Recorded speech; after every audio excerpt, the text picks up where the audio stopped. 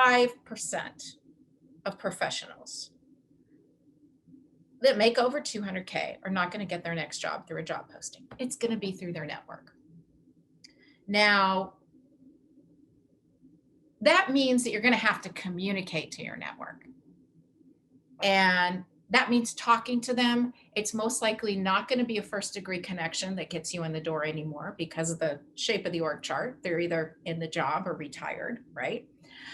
So this means that it has to get communicated to second and third degree. People need to tell people. And it needs to stay in their brain. So I'm going to put this in two scenarios. If you were going to market a product and you wanted to come up with the customer facing message, and you had a marketing team go out there and come out with this message, and they said to you, okay, here's our message. We need customers. Please refer us some. Now, automatically, you're going to say, that's not a marketing message. That has nothing to do with the customer's needs. That has to do with our needs. Our job is not to communicate our needs. So why do 99.9% of job seekers go about their job search by saying, I need customers, please refer us some. Hey, I'm confidentially looking. Here's what I've done, product description. And do you know of any jobs? So right away, first of all, the first thing that comes in their mind is jobs. They're not thinking if it's the right fit for you.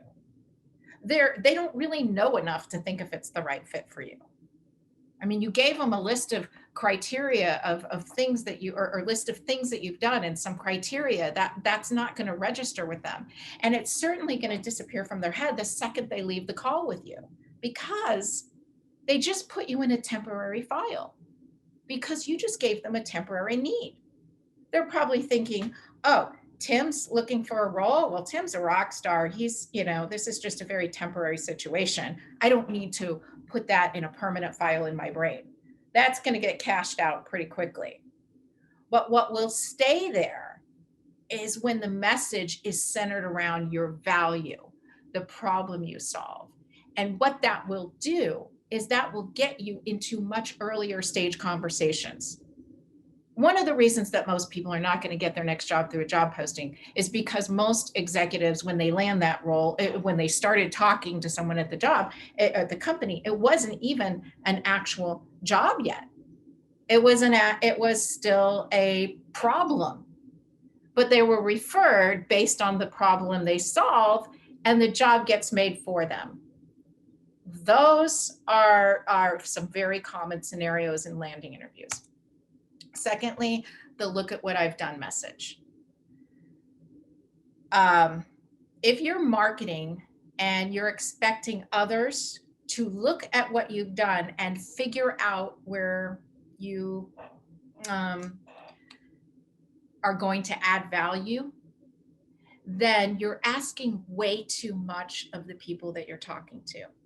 You're also asking way too much of a resume reviewer. Because again, who knows if that resume reviewer is looking, it has the exact criteria in mind for this role that you actually have, even if you have the best criteria. Again, we have to lead with that narrative.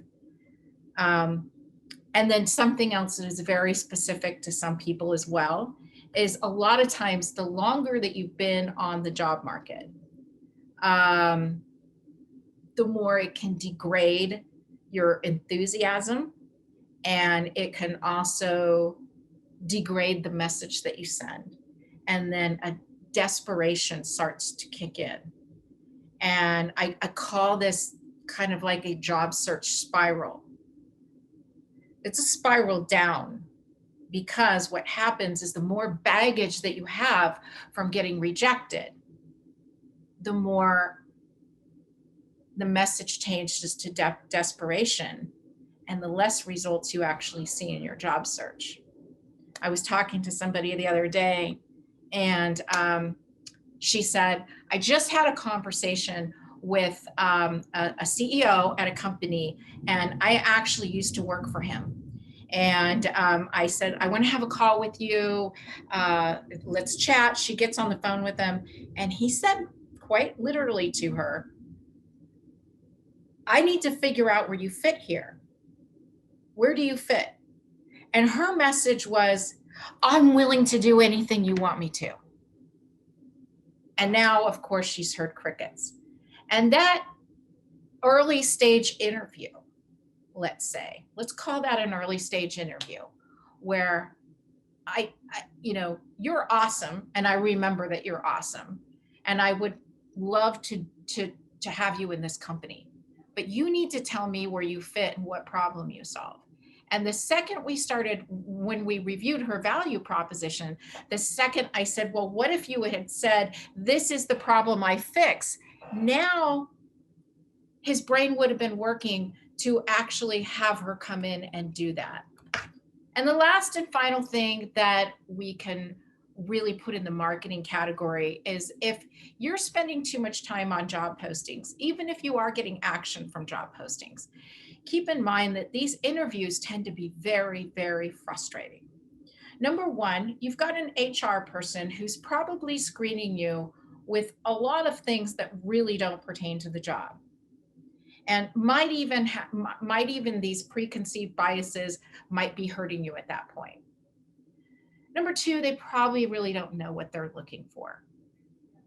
And I know that as a headhunter, when I was looking at job boards and we would see a posting for a position that was a 400K position and they had it posted on a job board, the first thing that came to my mind was, what's wrong with this? And normally what's wrong with that is that they either A, didn't know what they were looking for, or B, they already had somebody in mind, but they had to benchmark that person. And I know for a fact, a lot of people that are frustrated with interviews have gone on interviews merely to benchmark somebody else. So that tends to happen less when you get involved earlier stage in the conversation with better marketing strategy.